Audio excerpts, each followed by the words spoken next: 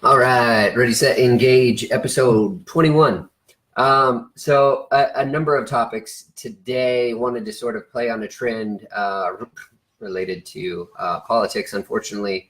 And so I'll explain how all this ties together, and then we'll get to the fun there at the end.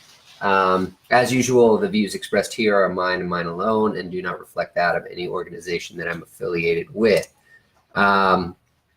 The topics today, I wanted to talk about Marxism in the media. I actually included a link because I was pretty sure I had heard about how leveraging the media allows you to sort of control the populace as a Marxist idea. It turns out it wasn't Marxist alone, and so some of that's covered in there. So I wanted to talk through some of the trends that I'm seeing or that frighten me and how that might play into stuff. The Reichstag fire, like I feel like we have to talk about that both from a perspective of a Kavanaugh stuff that happened not too long ago. Also the of course the pipe bomb thing that's going on right now, and so I included a couple links to information related to the pipe bombs. I'm a little bit frustrated because the NPR had actually a better article that I read 2 days ago before the FBI did their briefing yesterday.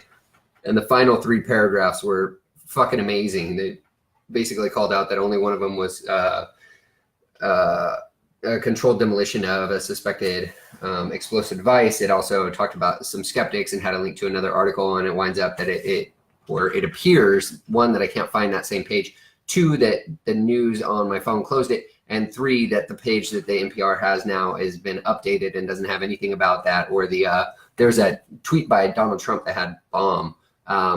And so it was making fun of that and blaming Trump for everything. And then it looks like it's gone. So a little bit frustrated with that, but whatever. And then the final thing is I wanted to look at the voter pamphlet for Washington State. And so I went through and highlighted some stuff, and it had me giggling a little bit. And so want to sort of talk through that. And also I did miss an initiative last time I talked, and that initiative's initiative measure 940. So I'll cover a couple quick things that I highlighted there, but my recommendation is no.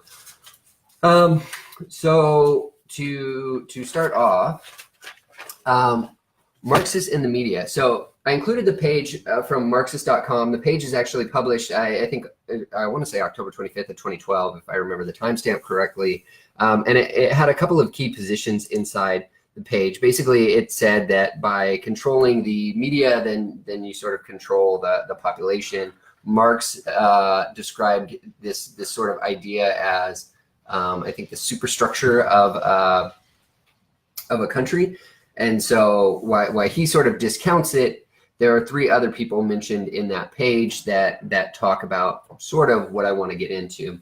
The first is Noam Chomsky, and apparently he wrote a book called Manufactured Consent. In his book, and this is a quote, in his book, Manufactured Consent has argued that corporate ownership results in interests of the ruling class being represented in the mass media. His theory assumes that the mere capitalist ownership of the mass media determines the content of the media. And then it goes on to try and discredit that a little bit, saying that the people that own it aren't actually writing the articles themselves, or controlling the media. The other thing that it does in this page is it basically, this is from 2012 again, so it calls out that the majority of media in the United States is owned by 6 companies. And it's funny because one of the 6 companies is actually News Corp. So let me see if I can find the 6 real quick. So the 6 companies that it lists are General Electric, Comcast, Disney, News Corp, CBS, and Time Warner. News Corp, I believe, is the owners of Fox News that was bought out by Disney this year. Maybe something to be a little bit dubious of or interested in. Anyway, so Chomsky says, you know, that the corporate ownership controls the media. That's something to be aware of. And then the article goes on to discredit a little bit. Althusser has a paragraph in there, and it basically says the ownership doesn't necessarily reflect what's being represented because it's actually the worker. And so Althusser's I don't know how to pronounce it. Theory, the quote is, to extend the Syria to a media worker, anytime a journalist attempts to challenge the hegemony of the ruling class in the media, the authority of professionalism and objectivity comes into play and constitute the journalist's effort as activism or subjective. In other words, if you tell the story from the point of view of the ruling class, you are objective, but if you take another view, you are subjective or an activist. So it's basically like, hey, if you agree with the media or the effectively the left at this point, then you're represented as being objective. Oh, this is a great news source, blah, blah, blah. If you try and go against them, then they say, oh, it's subjective, you're an activist, blah, blah, blah, and try and discredit you or no platform you. And this is, hey, John, this is sort of a trend that you see. One of the things that this leads into, I did want to cover one other quote, but we'll go to that. One of the things that this comes into is I wrote technological something or other, capabilities creating high-tech assassinations. So what fascinates me is that you would think that the media was split between left and right. And in fact, it's like becoming more far left and less right, especially with Fox News being bought out. But the other thing is a lot of the people who garnered a lot of attention on either the right or even the middle or just conspiracy theorists, whatever, have seemed to go away. So the credibility of the right has actually been diminished quite a bit over the last couple of years, which then would bring up the question of, well, when did this actually start, right? So the people that I miss Chavez and I miss Gowdy. I believe Chavez might have been, was he California or something? He was a senator, and then Trey Gowdy was in the Senate Judiciary Committee, and I believe he might have been on the Intelligence Committee as well. I believe he was like South Carolina or something. Very articulate, very sharp guys, and both of them have left politics. So now there's not really somebody on the right that people necessarily listen to or look to for answers. Of course, John McCain, natural causes, but he's gone as well. So interesting that the right side or the capability to have a loud voice on the right is sort of gone. Another one that strikes me as interesting is actually Alex Jones. And I don't know if you'd class him as right, left. I don't know. I probably should have watched more of him when he had a show. Especially since this is winding up looking like a tinfoil hat wearing thing. But what happened with... Fair enough, John. Fair enough. Yeah, I've been liking Lindsey Graham a bit lately. And I believe he's also South Carolina. But yeah, sharp guys. And of course, you.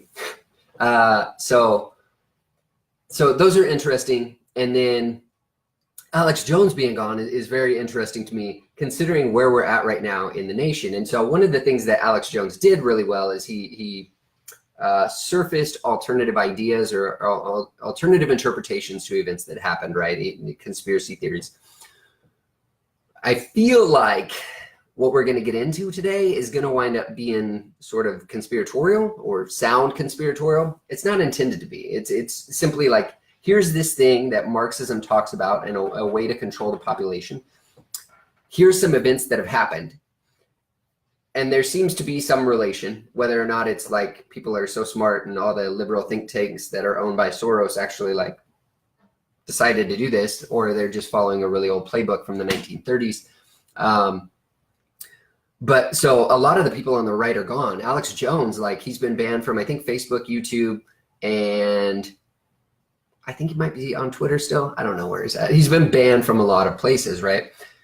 But he was a place that often aired these sort of ideas, right? This analysis or bringing in different people that had expertise in all sorts of crap to try and quantify or validate some alternative theory of what's been happening, right? I'm going to jump again real quick to the third quote out of that thing that I really wanted to hone in on, the Marxist page, and that's Gramsci. And I want to say he was Italian. I don't remember. It covers it in that page. But the quote is, Gramsci argued that through representing bourgeoisie cultural values as neutral, the ruling class presents its interests as interests of the general public, and their values as common sense values. In other words, since bourgeoisie ideas are well developed and well promoted, all classes in society are encouraged to accept these ideas at face value. So for example, when workers, including journalists, champion free markets, they do so against their own interests because of the hegemony of the alien ruling class. And so basically what this is saying is, like, they say stuff that sounds like common sense. People are like, yeah, they must give a shit about us. And then, you know, they basically convincing people to do what they want. This sort of comes up when you talk about Democratic candidates, especially in Washington State, considering the regressive, I should have got a link for that. There was a number of articles this week that said that Washington State has the most regressive tax structure in the nation, with the poor percentage of the population paying 17.5% of their income in taxes, with the rich only paying about 4%. And so the Democrats are actually like, I'll see it when we go through it. I believe it's whoever's going against Dino Rossi is advocating for a state income tax. And in case you haven't figured this out, a state income tax is going to kind of screw over everybody. The rich will still only pay a small percentage. The poor is going to wind up paying more than the 17.5% that they already pay. But they're making this sound like a good fucking idea because, oh, well, then it'll help, you know, tax the people at the top more. No, it's going to help screw everybody over. Mostly the people at the bottom, which are the people who are voting for the Democrats, such that the Democrats then screw them over and grant entitlements later. I digress. So technological capabilities. The interesting thing for me is that Alex Jones has effectively been assassinated, not with murder, but through a technological assassination. He's been banned from platforms, and so he can't actually spread his ideas anymore. Bill O'Reilly, I don't remember what he got in trouble for. It was either harassment or assault. If it's assault, not cool. If it's harassment, still not cool, but he had, I think, 6 million normal viewers or something like that. So he's a pretty big, well-known Republican-sided journalist, and he's effectively been stifled and fallen off the face of the earth. And I'm trying to think of, I just watched a really good video of the Rubin Report, and they were talking to, he's got like a rounded face. Can't think of his name. Anyway, he's on Fox News. He's actually pretty articulate. He's kind of supports Trump, so he might be the next one to have a target on his back. But like the number of voices on the right are diminishing, especially now that Disney has bought out News Corp, if I remember that company's correct. So that's interesting. That's enough of Marxist stuff. I don't actually like talking about it. A fun little video is Soros working with the Nazis. I didn't include the link, so I'll post that down below. And basically it's a video of George Soros talking about how he actually stole from Jewish people in World War II and worked with the Nazis to take property. You can watch it. It's about 20 years old now, I believe, but should be telling. I mean, or maybe not. So the next thing is the Reichstag fire. So the Reichstag fire was an arson event in 1933, and I believe I included the Wikipedia. Yeah. And basically, like, this was so one, sort of pivotal for the Nazi party, but two, such a big deal that now Reichstag fire is a pseudonym or a synonym for a false flag, event. So should be something very telling. If you're looking at history, you would probably want to look at other false flag events as a means of telling what this is. And basically there was an article about the pipe bombs, I think on like Tuesday this week, that created the analogy that this was basically the Reichstag fire, that it was bullshit for garnering political pity, I guess, or seeming like a victim to then garner votes. So I read the Reichstag fire article on Wikipedia. I was like, wow, that's fascinating. Basically, in 1933, they pinned it on one guy. He was a communist, and he was found inside the Reichstag building, which was actually the the headquarters of the German something, German Parliament. Yeah. So burnt down the German Parliament building, and they blamed it on the communists, and then they wound up using that as a means or a reason for, one, the Nazi Party to take majority, because before that it was just a party and not actually the majority party, and two, to start going after people. And so there were 3 other people that were accused and arrested, I believe, for the Reichstag fire, even though they weren't actually, or there's some inconsistencies on whether or not they were actually involved versus just high-speaking members of the Communist Party. So the Reichstag fire, a little bit of history that we can learn from. It's basically what set off the Nazi Party to gain power in Germany in 1933. You would think that the left wouldn't want to follow something that relates to Nazi Germany, but then of course Soros and his nice relation of how he helped them out seems to come into play. Pipe bombs. So I included the link to the CNN image, or the tweet. This is the CNN headquarters in New York. The bomber guy, whatever, he's a stripper, by the way. I don't know if you guys know this. Figured out where all of them live, created pipe bombs, and then sent them all over the US magically, because some of them didn't actually appear to be shipped. So the one in New York, the one that's in this photo, if you look at the stamps, and somebody called this out, and I won't like point to them specifically, but they called this out, that the stamps aren't canceled. This is in New York. He's from South Florida. So this is the one that allegedly got all the way to, was it Eric Holder, and then started coming back? No, this was CNN, sorry. But so CNN headquarters in New York, it says that in the tweet itself. And if you look at the stamps in the right, like they're pristine. There's nothing actually on them, which, yeah, if you cover them in wax, you can sometimes rinse them off, but I suspect they didn't do that at CNN before taking the picture, because it doesn't make any fucking sense too.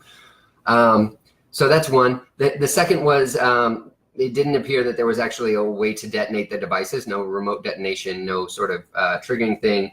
The original article from NPR listed that only one was, what do they call it? Controlled demolition or controlled explosion or whatever. Basically like the FBI sent in the little thing and boom, and blew it up because they didn't want to fuck with it, because it was actually like unclear whether it was dangerous or not. And then of course CNN just like pulls it out and takes pictures of it, like who does that with a bomb? Anyway, so the pipe bombs is interesting. The second article, or the second link under that section, is the NPR, and basically I think this was the day after the article that I really liked. And it basically says, hey, the right's trying to claim this is a false flag. There's this, I believe it was in the, I need to look up the Rubin Report, and who was the Fox News anchor? It's got like a, it's going to drive me nuts now. I'll have to post it in the comments or something. But they talked about the Orwellian attempts to undermine stuff. And so basically what their position is that you take and accuse the other side of exactly what you're doing. So it sort of draws their attention to somebody else, which is interesting, because that basically seems like what the NPR is doing. Like, oh, they're calling this a false flag, and that's preposterous, and they're so full of shit, and all these conspiracy theories and whatever. While it's kind of plausible, not necessarily accurate, just plausible, right? Which is a distinction, but I think I'm comfortable making that distinction. So I guess that's a long way of saying, like, the other one was Kavanaugh, right? Because Kavanaugh was accused. He wasn't actually put to trial. They did an FBI investigation. Nobody corroborated it. There's a series of videos that actually talk about the body language of Dr. Ford, and show that she's probably full of shit. And then when she questions, like, who, hi baby, when she's questioned on like who coached her on stuff, she looks over at the Democratic senators on the Judiciary Committee. So fascinating thing. It's a body language video. If you want to look it up, I could probably find a link somewhere on YouTube if people are interested. I don't know. But then, right, so he's more or less exonerated by the FBI. They interviewed 10 people. 11 people were sought out but didn't respond. And there was one other thing. Oh, by the way, the polygraph, 2 questions. Two fucking questions. Great polygraph. Yay. Anyway, so he's basically exonerated. And then what happens in the vote? Well, 51 people vote for him, for confirming him. 49 people vote against. So basically every Democrat voted against him with no evidence against him except for one claim, which wasn't corroborated by anybody listed in the claim. So like, hello? And all of this done right before elections. And they were sort of, you know, rah-rahing around it. Oh, we need an FBI investigation. And oh, we need to halt this. And oh, we need to make sure to get out and vote and blah, blah, blah. They lost. They fucking lost, right? Oh, I shouldn't cuss if Maddie's, hi Maddie, if Maddie's watching. They lost that. And so now this comes up, right? Again, right before elections. And the article, the NPR article actually said that the Republicans were out in forced voting early. And then this happened and the polls actually started to slow down. That might've been the quote from Donald Trump as well. But so it listed this in the article and made recognition of it, and now I can't find the article. It just pissed me off. Moral of the story, like Marxism kind of says, control the media to control the population. The media is now controlled by the left. The number of advocates on the right that are actually like counterbalancing or coming out with some sort of logic to consolidate any sort of rationalization of conservatism in the United States is more or less gone at this point in time. And right before elections, there's a bunch of events that are happening that seem like they have a heavy implication towards voting. Is it one guy in Florida that magically fucking telegraphs or teleportation sends bomb packages to New York? I don't fucking know. But I would say that if you're voting because of that, you don't vote. Sorry. So I got the voter pamphlet, and somebody actually was appreciative of the coverage of the initiatives before. I did look, and so I want to cover Initiative 940. I think that it's important to talk about a couple aspects of it and why it concerns me. And then I went through, and there's some stuff that's absolutely boring. Like I didn't highlight a bunch of stuff, but I got to. Oh, Kim Schreier is the one that wants the income tax and she wants gun control and et cetera. Like I would definitely vote no on her. Dino Rossi's been doing it for a while. It's probably a reasonably safe bet. And if your entire political campaign is a smear campaign and advertisement, then you suck. I get that that's normal now, but you suck. So, oh, I didn't highlight this, guys. So I thought it was funny. I haven't figured out how the positioning works. So as you go through, like there's legislative qualifications and responsibilities, right? And then in here, they actually give like a little bio. There's more or less 4 or 5 different sections inside there. And so this dude on your guys is that side. He's the Democratic guy. Like he's got a bachelor's. He did mathematics. He's got a PhD in statistics. Smart guy. Community service, North Shore PTA, Chamber of Commerce. Like he's done some stuff, right? And then you get to Josh Culver. This is District 1, Position 1 for those wanting to follow along. Josh Culver. So let's go for education first because that's interesting. Education. Shoreline Christian High School, class of 2017. 16 credits at University of Arizona. He graduated last year. So elected experience is none, okay? Professional experience, co-founder, editor-in-chief of Free Mind Media. Cool. Currently a cashier at Taco Bell in Bothell. He graduated a year and 3 months ago. And then a key holder at Fuego in Bellevue. I don't know what Fuego is. I mean, it's fire in Spanish, but So yeah, so recent high school graduate. And then it goes District 1, Position 2, and then it goes District 5, Position 1. I don't know why it skips around like that. I thought there was a, I didn't highlight as much as I thought I did because, oh no, it was First Lady. We gotta go back. Yeah. Maria Cantwell. Maria Cantwell is going for United States Senator. This is a 6-year term. And she's been in the U.S. Senate from 2001 until present. She prefers the Democratic Party. Education, she's got a bachelor's in public administration. Cool, yeah, her. Community service. Community service. Maria is an avid hiker, an outdoors woman who has summited Mount Rainier, Mount Adams, Grand Teton, Kilimanjaro, and hopes to tackle more of our nation's highest peaks. That's it. That's her community service. Her community service is literally that she took herself up mountains.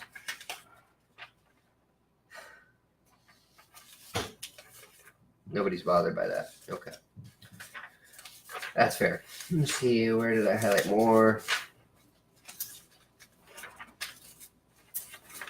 So this is State Representative, District 39, Position 1, 2-year term. And again, like it goes from District 5 to District 39. I don't know why there's probably some logic to it. Ivan Lewis prefers Democratic Party. Education, he's EMT certified, firefighter 1 equivalent. I don't know why it's an equivalent. Okay. And his community service, he's an Eagle Scout and awarded Founders Award Medal of Merit through Boy Scouts of America. So his community service was being an Eagle Scout, which it's not to discredit Eagle Scouts. It's mainly like, I think that's to grow and learn and not necessarily a consequence of lots of community service. And so that's him. And then the Republican from this area has a biochemistry degree from Gonzaga. And he's an Air Force vet. Like if you ask me on District 39, Position 1, I'd go for the Republican. Just throwing that out there. The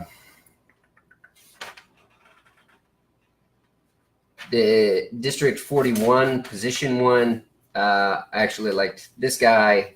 And so it's Tennyson versus Tim Cruikshank. He honorably served 25 years as a U.S. Navy SEAL and Medical Service Corps officer, retiring as a lieutenant commander. This guy's been in some shit. Liaison to NATO Special Operation Forces, et cetera, et cetera. Like,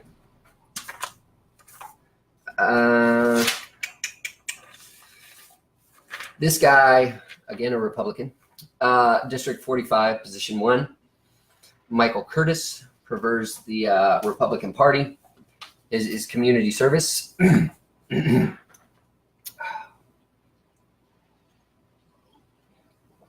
Is community service.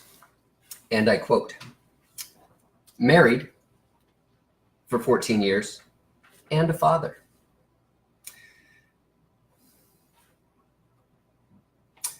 I dedicated my time with PTA and volunteering for our community. I've spent years working with people of all backgrounds within our community to enrich our collective lives, solve tough issues, and help our community prosper. Basically, all he said was PTA, and that he was married for 14 years, which in some circles, married for 14 years is fucking community service, I guess. But that might mean your wife's crazy or something. I don't know how that actually translates to community service. So for District 45, Position 1, maybe either don't vote or go for Roger Goodman. Roger went to Dartmouth, seems smart, went to Harvard. Sure.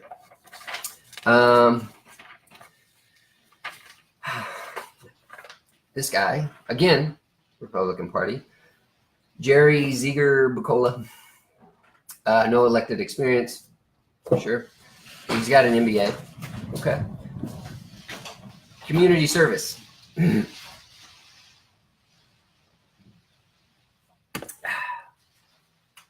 I and my bride of 35 years have 5 accomplished daughters and 2 delightful young grandchildren so far.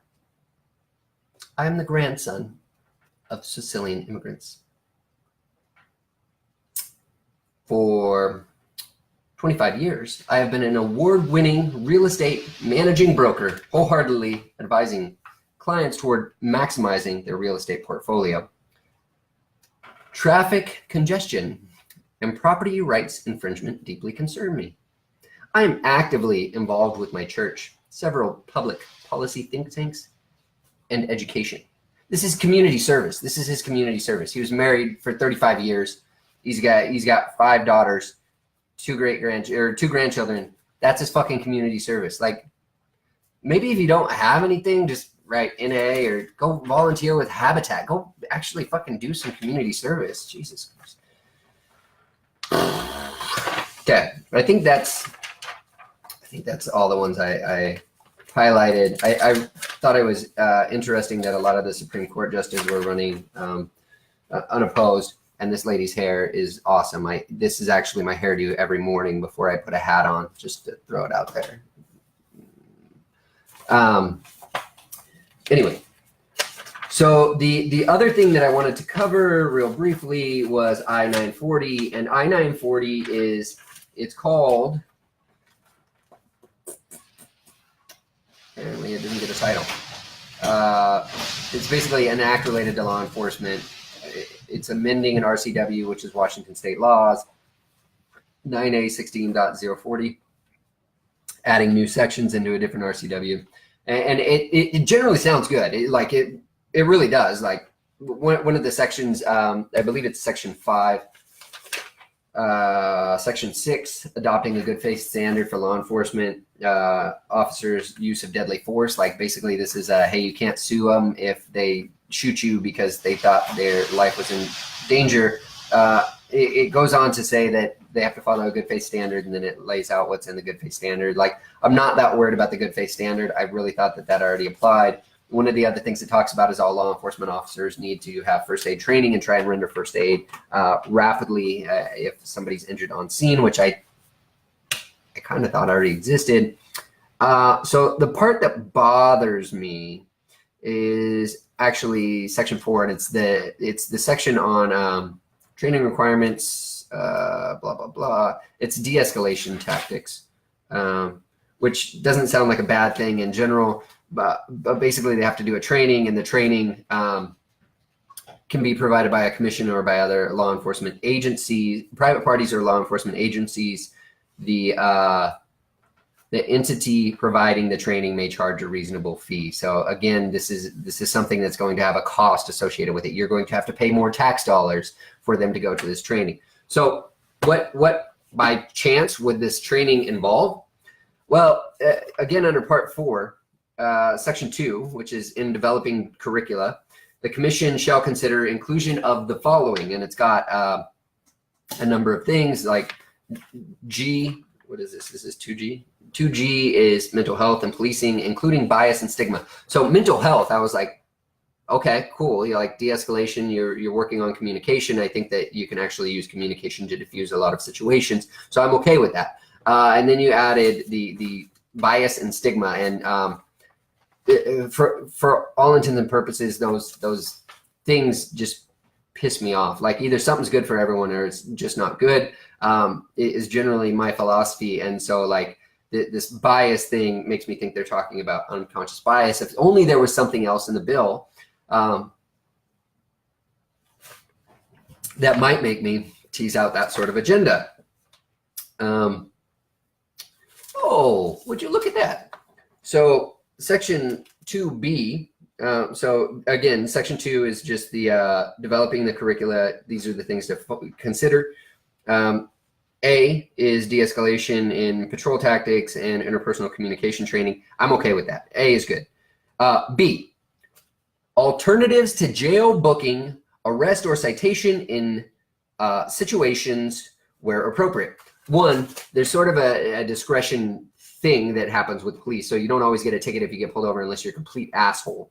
And you may get tickets even if you're not an asshole. Like if you cry a whole bunch, then it changes the dynamic from a sociological perspective into parent-child, and then they're more likely to give you a ticket. If you wind up like communicating as an adult, generally you'll probably be okay unless you're like going way over. Anyway, so alternatives to jail booking, arrest, or citations where appropriate. So for those who don't know, I think I might have did a sounding off on this. But Broward County did something like this. Broward County, if you'll remember, is where the doggone shooter was, Parkland. And basically, what happened was the Democrats there made a deal with the school that said, if you can get down your number of arrests of students, then we'll grant you additional funding. And so there's actually a written letter, I believe it's from the sheriff of Broward County, that talks about how to avoid that, and like, here's your quota, and so don't actually enforce the law, just sort of try and deflect or kind of ignore it so that we can get additional funding. Like, that's really fucking disgusting. So all that happened, I think that might have been 2012 or 2013, like that letter and that deal was set up with Broward County and the Parkland schools, right? You wind up getting to where they're at now, and then you have to question, okay, well, why didn't the officer stand in if he was there and that's his whole fucking job? Well, if he's been violating his values as a peace officer over the last 5 years and basically not enforcing anything or very little such that they stay within their quota to ensure they get federal funding, maybe he violated his values enough that it wasn't worth putting his life down for some bullshit that was, kind of set up by bad policy. I digress. So that one bothers me a little bit. Like, this whole idea of alternatives to booking, arrest, or citation. Like, if those are appropriate, do those, right? That should be without saying. And then 2C is the other one that bothers me. Implicit or explicit bias, cultural competency, and historical intersection of race and policing. Basically, this law is written such that it assumes that police are biased. This is fucking garbage from the left that just drives me nuts. You're not talking about socioeconomic status. You're not talking about neighborhoods. You're not talking about gang violence. You're not talking about lack of education in those cultural distributions. You're not talking about anything to solve the fucking thing. Instead, you're saying, hey, put the police through additional schooling every year and pay for it at taxpayer expense by possibly private entities. Get bent. So I would recommend voting no on I-940. It's at the back of the voter pamphlet. It's actually a lot shorter than the other one, so it's should be less concerning, but it just, the assumptions set forth in it of implicit and explicit bias is just garbage that doesn't seem to go away, and it just frustrates me and irritates me. Like, if you break the law, you broke the law. It doesn't matter how they found you, where you were at, what was going on. Like, if you broke the law and either police were alerted to your presence, called to your position, or saw you in the act, then like you should defer to what the police are telling you, and you should stop talking about all this crap. That almost triggered one other thing I had in mind, and I don't remember it. So I guess that's what we end on. So again, like the link on Marxism in the media, I highly recommend reading the whole thing. It's not too long. It probably takes 15 minutes, but it sort of talks about like consolidation of media, how the people who own media aren't writing the articles, and that's true, but they are encouraging behavior that aligns to their values, which is effectively like calling it either objective if it aligns with their narrative, or subjective and trying to character assassinate you if you disagree with their positions. It's basically Skinner tactics of positive reward or positive punishment.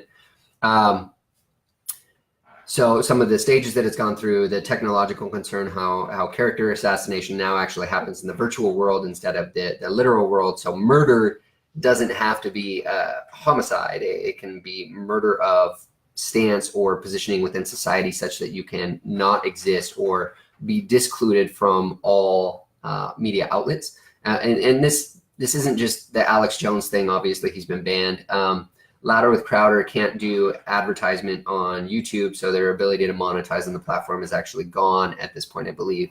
And so all of this should be concerning to everybody, really, because we're talking about the First Amendment and suppression of the First Amendment by corporate entities, which is the technological piece. We talked about the Reichstag fire and how that's synonymous with false flag attacks, how it was used by the Nazi Party of all things, and how the recent events, the Kavanaugh trial and the pipe bombs, sort of seem similar or draw analogs to the Reichstag fire and its use in politics. We talked about the pipe bombs, how they're the one in New York didn't look like it was mailed at all from a guy in South Florida who's a stripper and smart enough to coordinate attacks all over the U.S. that got past all the mail pre-sort and whatever. NPR changing the article just pisses me off. It's either they change the article or I just can't feed it. I assume that news app on my phone like keeps an article open as long as it's not updated. It defaulted back to stuff. So note to self, always open stuff in Chrome. Anyway, it's basically calling out, hey, this is what the right's trying to accuse and trying to make it sound silly. That's false flag idea. But it doesn't seem like any of the bombs really exploded. One of them was blown up by the FBI or whatever, or the Secret Service maybe. It might be in that article. I read like 10 articles trying to find the damn one from the other day. And then how Trump called it a bomb, and he did the quotes on Twitter. I can't find that article reference. But that was the one that at the bottom actually had 3 comments that said, hey, the FBI kind of said, hey, these weren't really bombs. And then it also like had some other points. Anyway, and then the last part was the Washington voter pamphlet. Like I found some of that stuff fun. That the lack of understanding of what community service is just absolutely baffling to me when you're talking about a public service position. Government used to be public service. I don't know what it is now, but so yeah, like, oh, I meant there's one that, baby, I can't find the one that says Girl Scout cookies. Shit. There was one person that had that audacity, the fucking audacity to say that their community service was an affinity for Thin Mint Girl Scout cookies. Oh, shit. The audacity. I'm not going to be able to find it because I'm looking.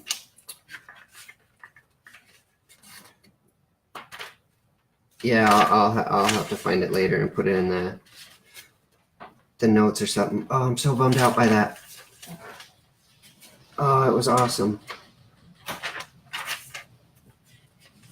Yeah, I can't find it. It made me laugh though. It really, like, I was giggling the other night and I was drinking. I know a lot of you are surprised and shocked by this. Oh no, it was Josh Colbert. It was the high schooler. His community service. This is he just graduated from high school last year from a Christian school. He's a teller at Taco Bell running for political office. Is community service. Official reading voice. I am a regular attendee of New Life Church in Everett and an avid consumer of Thin Mint Girl Scout cookies. That's his community service. Like,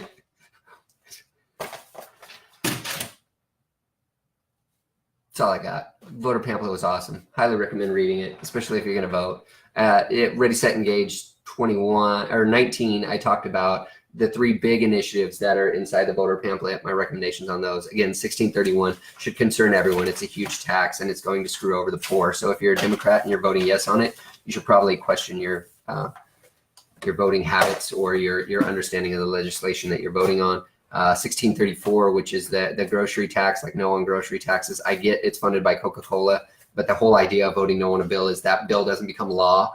And so like there, I'm actually okay with the no and okay with the yes. The yes is just like, hey, don't pass more taxes on individual commodities from the grocery store. And the example is the soda tax in Seattle, which is like $1.50 for a 20-ounce soda or something egregious.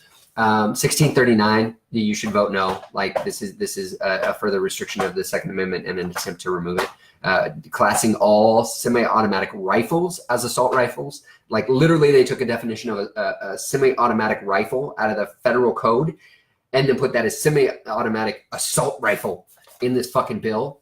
It's just absurd. Like vote no. You should vote no. And then 940, which we talked about today, which is the one that talks about implicit bias and the training and paying a bunch of stuff. Like it's a nice way of saying we're going to tax you more for the police doing basically the same thing as they are doing already, but we're going to add in that they have to take implicit bias training, which by the way has been proven to actually not work. If it works at all, it's for like a week and then it's done. So it makes no sense to codify that into law and make that something that continues to stand. Like really, they should find a different narrative to touch on. Anyway, that's all I have. I realize I spent 10 minutes recapping what I had already covered, but that's Ready, Set, Engage, episode 21. Thanks so much for watching.